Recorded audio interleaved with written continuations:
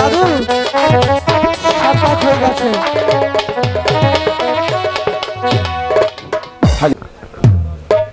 বেআই মশাই, হ্যাঁ বেআই মশাই। হয়ে গেছি শুভদৃষ্টি। হ্যাঁ হয়েছে। এবার কন্যাকে বিদায় করে দিন, আমাদের অনেক দূর যেতে হবে।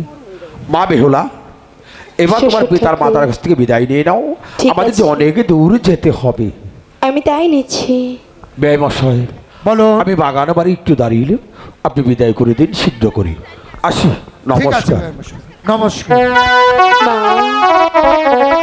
এবার তুমি আমাকে হাসি মুখে বিদায় দাও মা।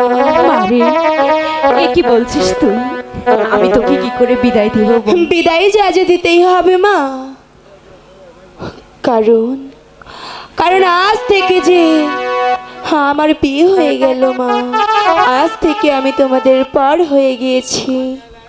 মারে, আমি যে তোকে ছাড়া কিছুতেই থাকতে পারবো না রে মা। থাকতে যে তোমাকে হবে। তোকে বিদায় দিলে এই ছোট ছোট আবদার গুলো কার কাছে করবি? আরে করব না, আর তো তুমি আমাকে বকা দিতে পারবে না মা। পিতা, বেহুলা, তুমি আজ দূরে দাঁড়িয়ে কেন কাঁদছো পিতা? ওই কাচ্ছি না তোমা, তোমার চোখে জল। হয়তো চোখে কোনো পোকা পড়েছে মা।